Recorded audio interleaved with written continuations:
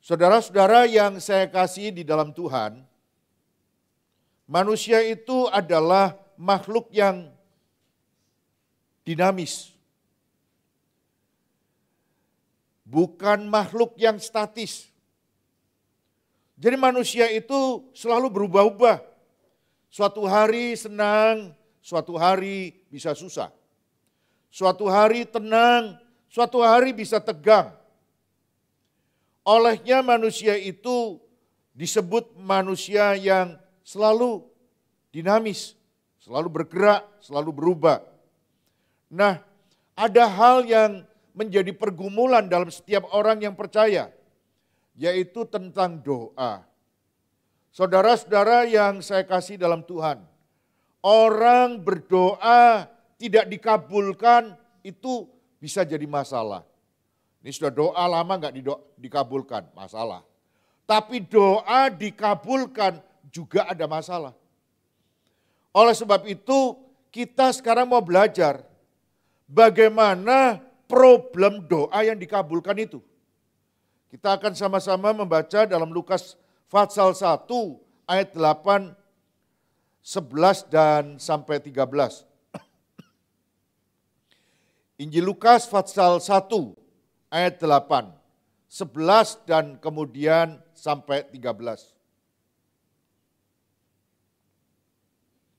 Pada suatu kali waktu tiba giliran rombongannya, Sakaria melakukan tugas keimaman di hadapan Tuhan.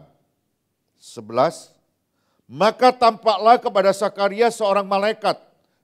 Malaikat Tuhan berdiri di sebelah kanan mezbah pembakaran ukupan. Melihat hal itu, ia terkejut dan menjadi takut. Lalu malaikat itu berkata kepadanya, "Jangan takut, hai Sakaria, sebab doamu telah dikabulkan, dan Elisabet istrimu akan melahirkan seorang anak laki-laki bagimu, dan haruslah engkau menamai dia Yohanes." Saudara-saudara, betapa beruntungnya Sakaria, doanya dikabulkan Tuhan. Minta anak dan dijawab Tuhan permohonannya itu. Saya yakin orang yang berdoa kalau dikabulkan Tuhan pasti sukacita. Setuju nggak? Halo? Iya, orang kalau doa dikabulkan sukacita. Nah sekarang kita lihat bagaimanakah respon Sakaria ketika dia mendengar doanya dikabulkan, doanya terkabul. Kita baca ayat yang ke-18. Lalu kata Sakaria kepada malaikat itu, "Bagaimanakah aku tahu bahwa hal itu akan terjadi? Sebab aku sudah tua dan istriku sudah lanjut umurnya." Lah Sakaria ini aneh. Doanya dikabulkan bukannya senang, tapi nggak percaya. Sebab dia berpikir kok bisa doanya dikabulkan Tuhan.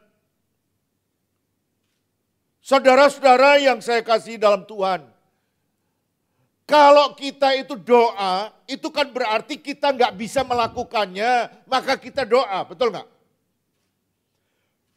Kalau kita bisa melakukan, kadang-kadang kita berpikir kita nggak perlu doa, wong saya bisa kok misalnya. Gitu. Tapi hal-hal yang sulit, hal-hal yang mustahil, kan mestinya kita bawa dalam doa supaya menjadi kenyataan. Tapi Sakaria ini aneh. Waktu Tuhan menjawab doanya, bukannya bahagia, bukannya senang, bukannya bersyukur, tapi nggak percaya kok bisa.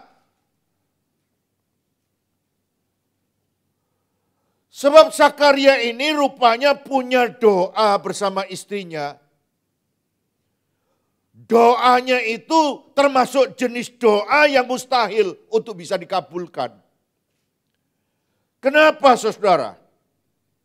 Karena sejak awal dulu menikah dan belum punya anak beberapa tahun, pastilah keduanya lalu berdoa supaya bisa punya keturunan.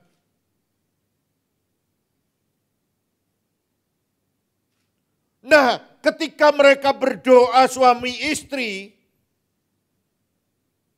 mereka minta supaya dikasih anak, mereka minta supaya diberikan keturunan. Sebab setiap orang Israel itu selalu berharap bahwa keturunannya, anaknya itu nanti suatu hari siapa tahu anaknya itu adalah Mesias yang dijanjikan itu.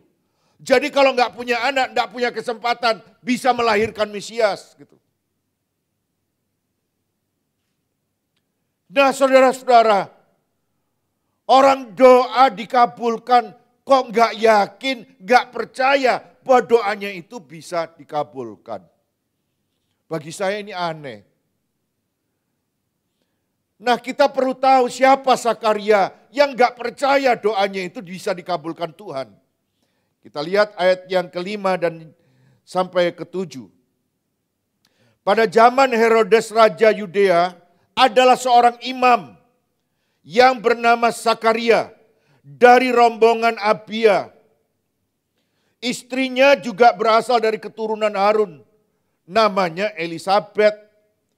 Keduanya adalah benar di hadapan Allah dan hidup menurut segala perintah dan ketetapan Tuhan dengan tidak bercacat. Mereka, sebelum kata mereka itu disampaikan ada kata pendahulunya, tetapi mereka tidak punya anak sebab Elisabet mandul dan keduanya telah lanjut umur. Saudara-saudara, sejumlah data diberikan oleh Injil Lukas untuk orang tahu siapakah Sakaria itu. Yang pertama disebutkan, Sakaria itu adalah seorang imam. Dia bukan jemaat biasa. Dia bukan orang Israel pada umumnya. Dia adalah seorang imam yang dipanggil Tuhan, yang dikhususkan Tuhan untuk melayani dalam bait Allah. Jadi kalau zaman sekarang ini namanya pendeta gitu. Ada panggilannya. Dan dia menikah, istrinya itu namanya Elisabet. Dan Alkitab menyampaikan keduanya adalah benar di mata Allah. Jadi suami istri ini bukan orang yang suka ngutang lalu nggak bayar gitu. Suami istri ini kalau datang ke rumah ibadah bukan yang suka telatan begitu misalnya. Dia tuh betul-betul benar di hadapan Tuhan.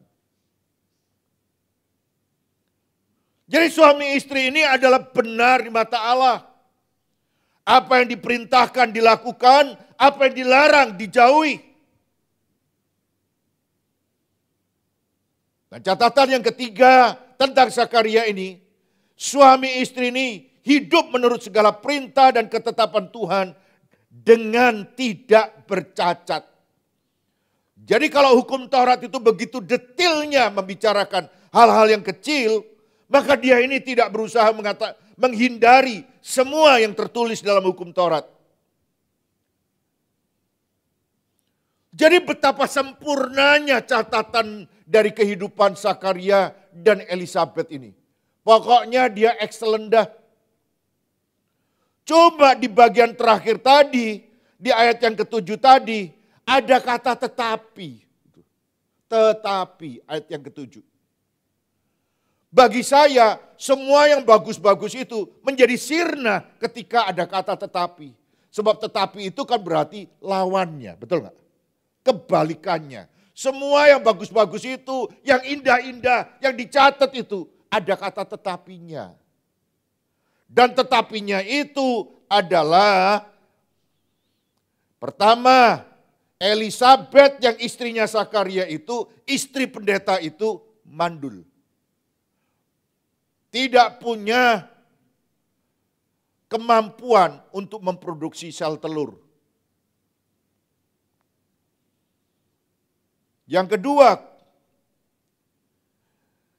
Sakaria dan istrinya itu katanya sudah lanjut umur, tua.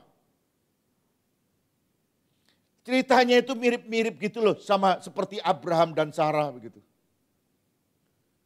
Betul nggak, saudara? Abraham dan Sarah itu kan begitu juga kan? Saudara-saudara yang saya kasih dalam Tuhan, istrinya mandul. Dan di zaman dulu nggak ada dokter kandungan yang bisa bikin bayi tabung. Nggak bisa, nggak ada nih.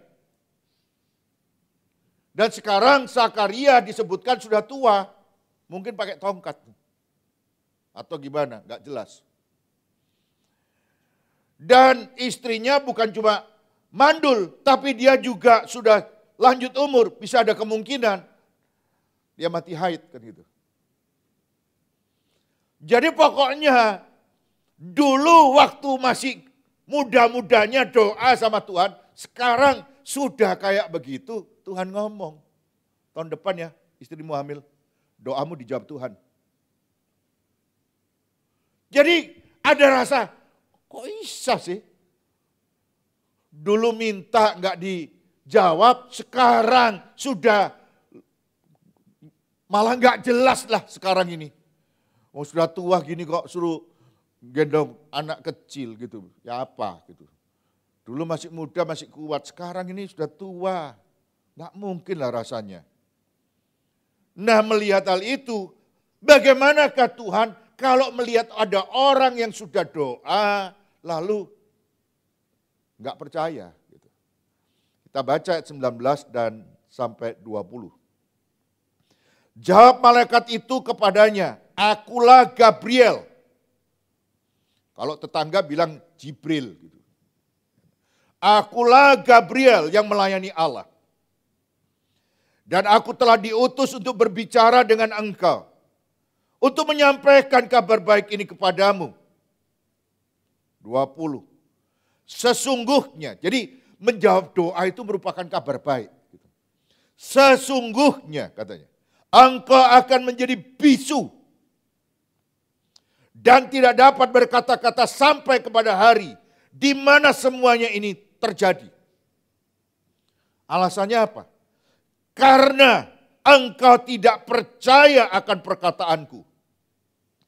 Yang akan nyata kebenarannya pada waktunya. Jadi malaikat Tuhan ini yang namanya Gabriel ini langsung menghukum Zakaria. Kamu menjadi bisu sampai nanti semuanya terjadi. Alasannya kalau kamu mau tahu kenapa kamu bisu, karena engkau nggak percaya dengan firman Tuhan yang telah kusampaikan, yang menjadi kabar kesukaan ini. Ini berita baik, ini kabar baik, tapi kamu nggak percaya.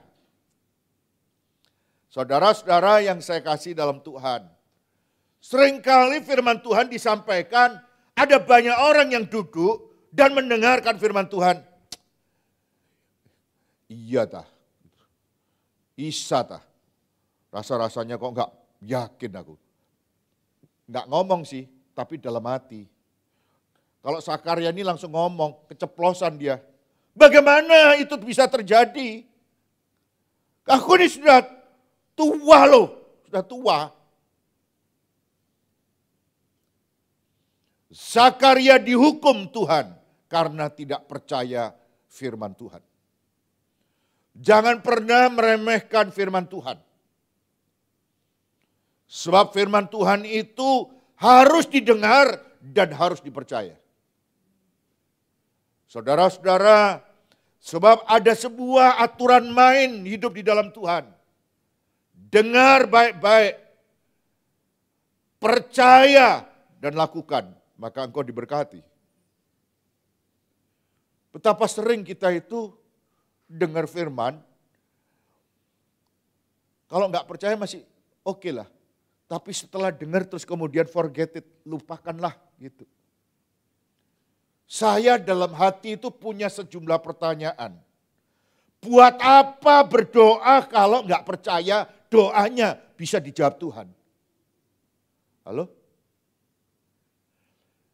Pernah nggak saudara mikir, buat apa saya berdoa kalau saya itu nggak yakin Tuhan akan menjawab doa saya? Kan buang-buang waktu toh. Kita itu mesti agak rasional.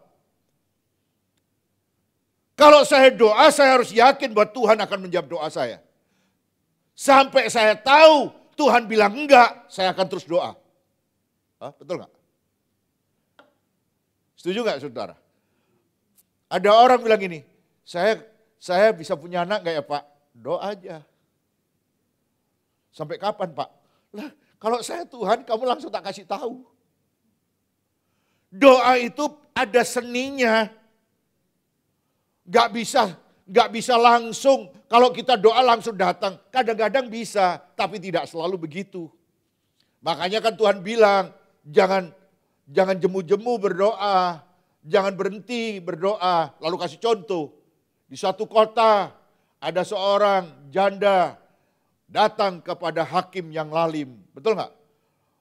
Setiap hari dia ngomong tentang masalahnya. Kenapa kok nggak cuma sekali? Karena hakimnya nggak jawab langsung. Makanya didatangi berkali-kali. Betul nggak?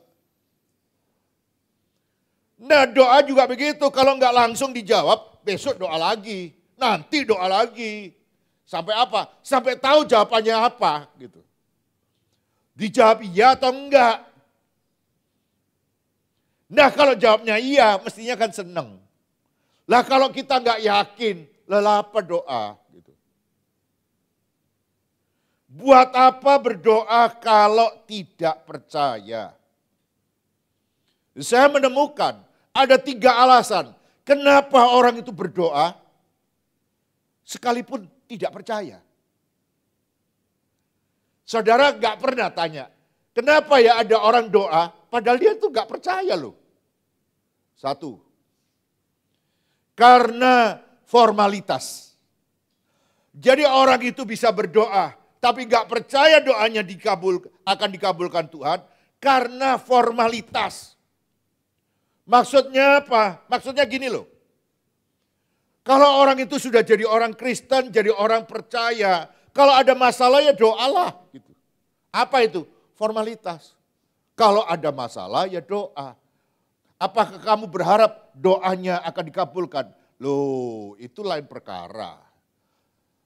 Tapi kita diajar kalau punya masalah, punya pergumulan, punya kebutuhan, doa. Apa namanya? Formalitas. Itu yang termasuk kategori basa-basi. Apa basa-basi? Ya gimana gak basa-basi? Cuma ngomong tapi gak ada makna meaningnya. Ngomong sama Tuhan, menghadap Tuhan. Tetapi tidak mengharapkan apa-apa dari Tuhan. Tuhan saya butuh mobil, Tuhan saya butuh rumah, saya butuh lulus nanti Tuhan pada waktu ujian sidang. Mengharapkan enggak? Ya gimana ya, katanya kalau ada masalah suruh doa. Saudara-saudara kenapa Sakaria itu enggak percaya ketika Tuhan bilang, tahun depan ya istrimu melahirkan. Saudara-saudara saya menemukan, mungkin pada saat menikah dan belum punya anak beberapa tahun, dia benar-benar berharap bahwa doa sama Tuhan nanti akan dikabulkan. Jadi awalnya memang berharap, tapi terlalu lama ini sehingga kemudian berubah, gak berharap lagi. Doa-doa yang dinaikkan itu cuma sekedar basa-basi. Saudara-saudara, saya dan istri dan anak-anak setiap malam berdoa. Doa kita itu sampai hari ini, saben malam minta dikasih rumah. Karena kita itu suami istri sekeluarga dan anak-anak masih ngontrak. Saya baru memperpanjang kontrak yang untuk tahun depan. Kadang-kadang ketika doa itu loh, ada sebuah perasaan. Isa tak Tuhan itu ngasih rumah. Wong harga rumah tambah lama tambah mahal.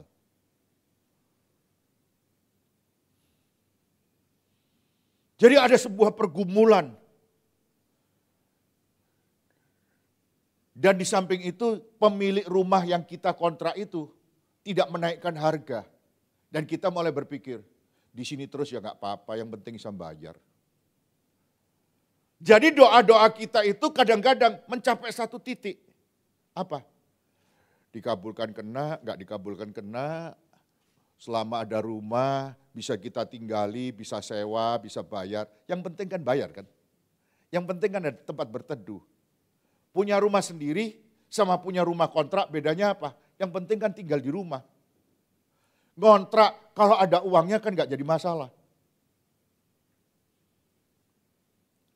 Lalu apa doa kalau kita nggak mengharapkan bahwa Tuhan akan memberikan rumah? Betul nggak? Nah doa-doa yang kategorinya kayak begitu itu namanya doa basa-basi. Yang menurut istilahnya Charles Swindoll, doa yang modelnya kayak begitu tuh doa yang kelas paling bawah. Yang paling bawah levelnya.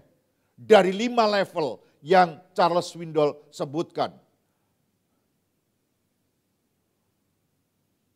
Komunikasi kepada Tuhan yang tidak mengharapkan apa-apa. Itu namanya basa-basi. Sama seperti orang yang saya sebutkan minggu lalu. Papasan sama orang di jalan. Apa kabar? Lalu kalau orang itu mau ngomong kabarnya kurang baik, peduli amat gitu. Aku cuma sekedar basa-basi apa kabar gitu. Aku tambah sugih loh. Memangnya gua ngurus kalau kau masuk atau enggak. Cuma tanya toh apa kabar.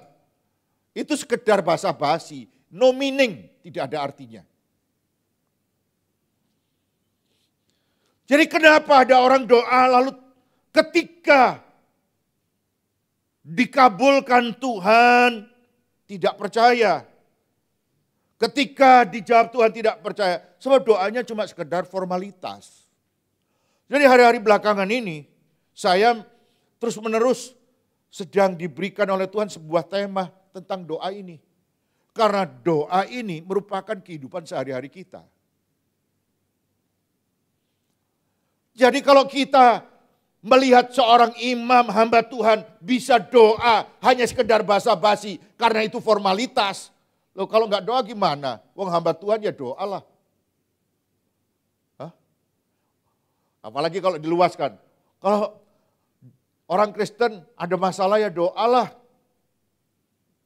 Tapi mengharapkan nggak Tuhan jawab?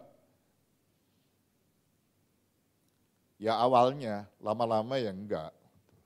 Yang kedua saudara, kenapa ada orang yang berdoa tapi tidak percaya? Buat apa? Yang kedua, doa tidak diyakini dapat dikabulkan Tuhan.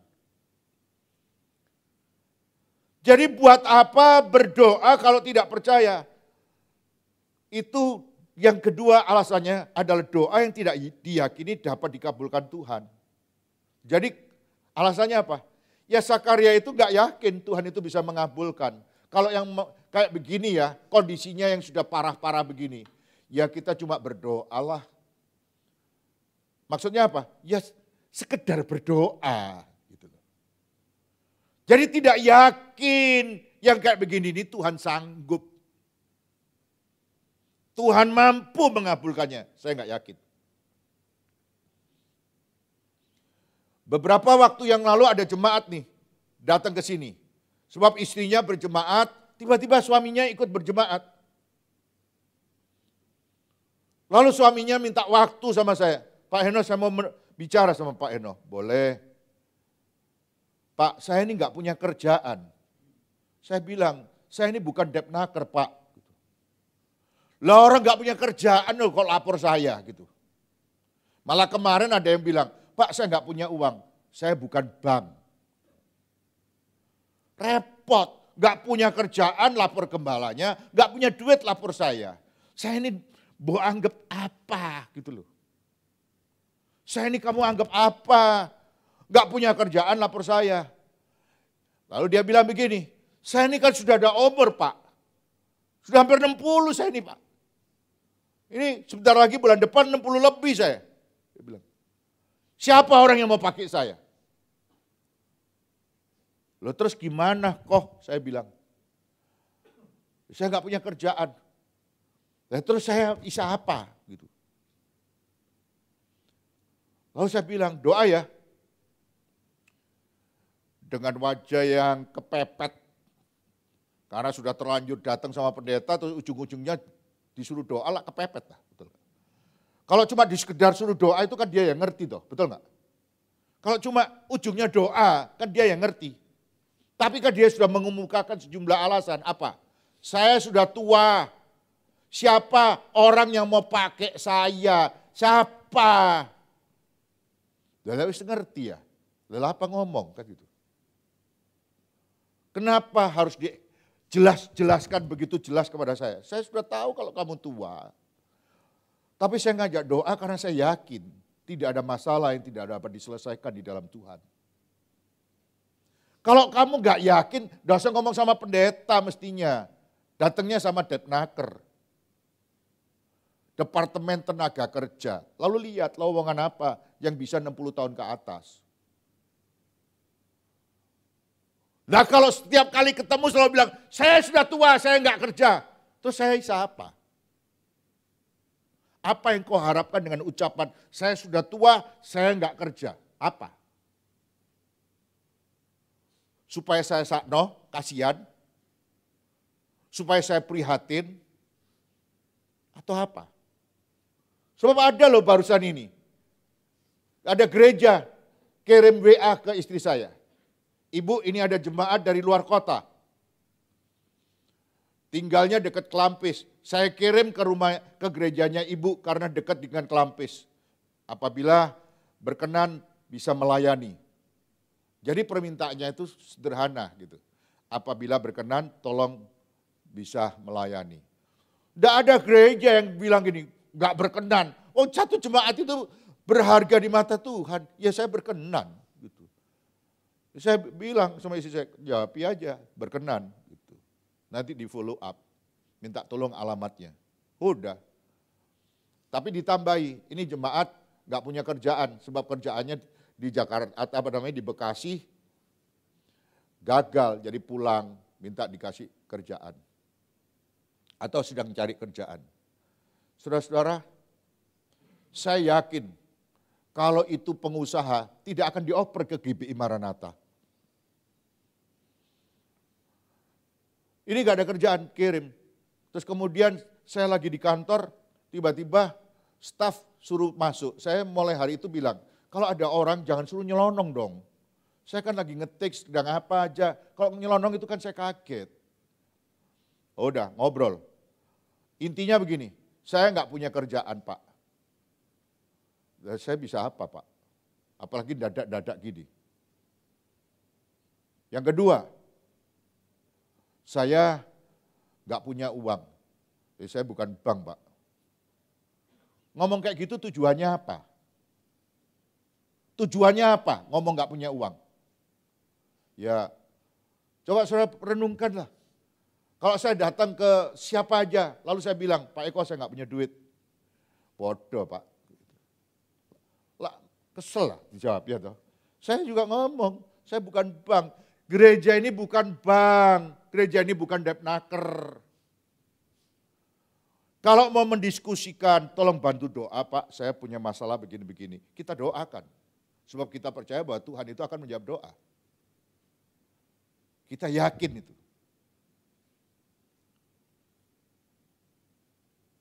Jadi banyak orang itu doa, tapi tidak yakin dapat dikabulkan Tuhan. Saya bilang, yang setia ya datang, supaya Tuhan itu campur tangan. Enggak datang minggu ini. Yang minggu lalu, maksudnya enggak datang ya. Terus kemudian yang khusus yang saya ngomong ini yang terakhir tadi, yang dioper. Tapi yang saya sebutkan tadi, itu orang kasusnya sudah dijawab Tuhan dapat kerjaan, tapi sudah tua ada kerjaan. Sekarang nggak pernah ke gereja lagi. Nanti kalau ada apa-apa datang lagi ke gereja. Saya ngomong sama istrinya, kenapa suaminya kok nggak datang ke gereja? Iya Pak, minggu kerja Pak. Mosok minggu itu nggak bisa dikurangi titik aja. Hari apa sih nggak kerja? Jumat ada doa malam, kok nggak datang? Mau ngomong kerja lagi. Gak bisa datang Minggu kan bisa datang Jumat. Wong doanya sudah dijawab Tuhan gitu loh. Ada doa-doa yang tidak diyakini dikabulkan. Dan ketika dikabulkan, lalu bilang goodbye Tuhan.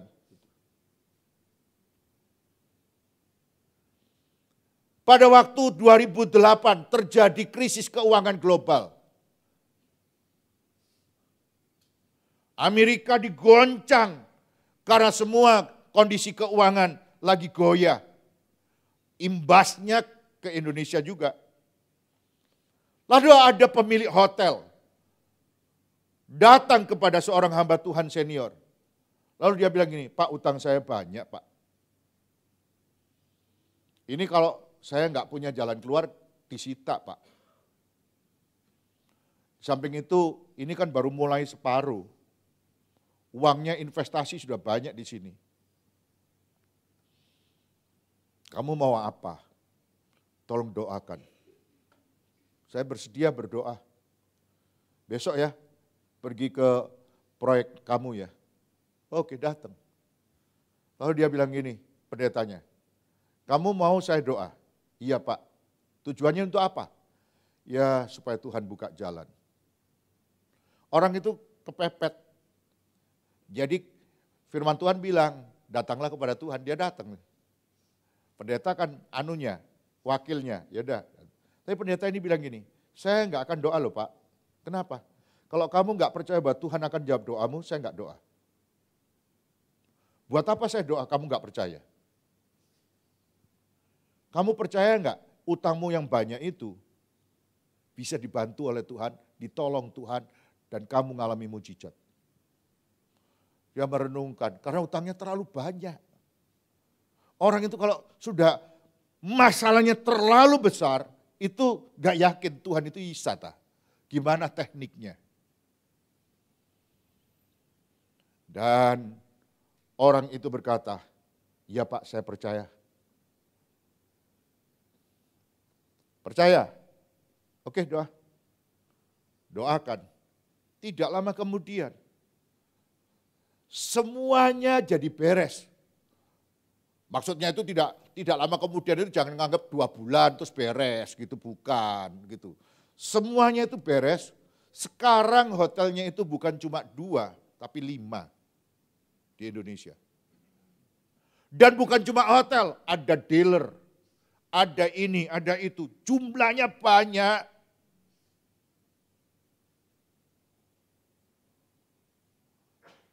Jangan lupa, kalau kita doa itu harus percaya bahwa yang mustahil itu Tuhan mampu melakukannya. Kalau ngomong sama pendeta tujuannya apa?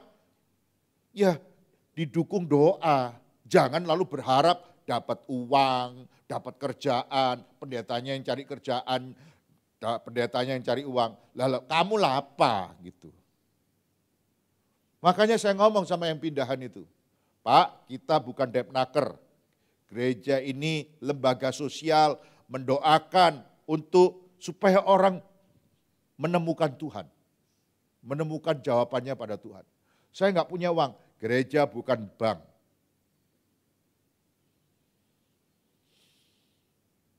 Yang ketiga, kenapa orang berdoa dan tidak percaya? Kalau Tuhan bisa mengabulkan doa. Yang ketiga, sebab doanya sudah tidak diharapkan lagi. Itu yang ketiga. Doa yang sudah tidak diharapkan lagi, kalau dijawab, lah buat apa?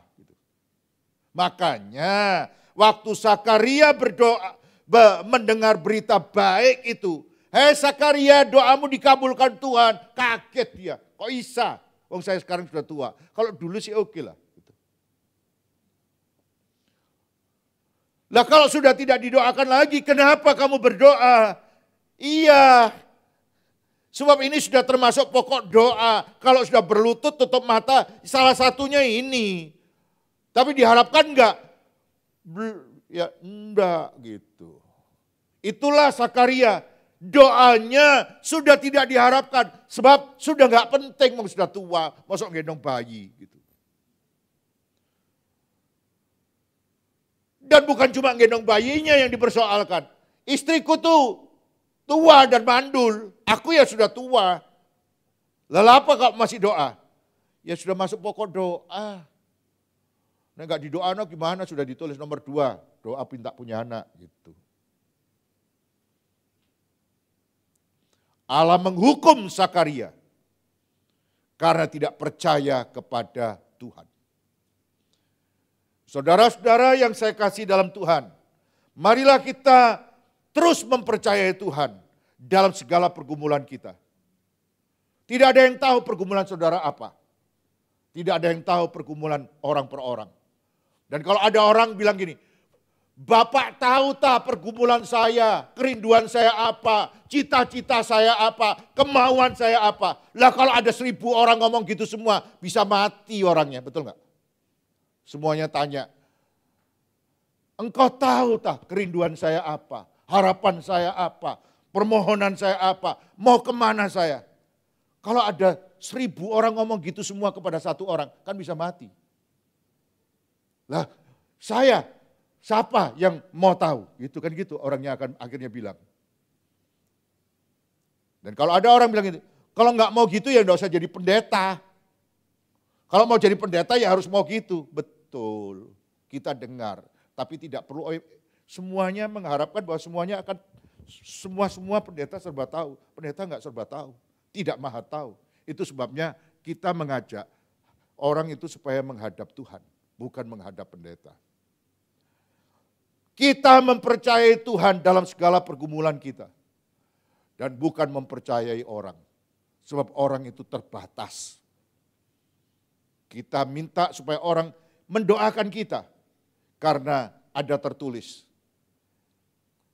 Kalau kita sepakat 2 orang minta apa saja doanya dikabulkan Tuhan. Kalau kita gak ada orang yang kita ajak ngomong, kita ngomong sama hamba Tuhan, kita ngomong begini, harapannya apa? Ada yang sepakat ikut berdoa buat saya. Sebab firman Tuhan, Yesus sendiri bilang, 2 orang sepakat, minta apa saja, doanya dikabulkan Tuhan. Dan saya sepakat, saudara minta apa aja, kiranya Tuhan berkenan mengabulkan doa saudara.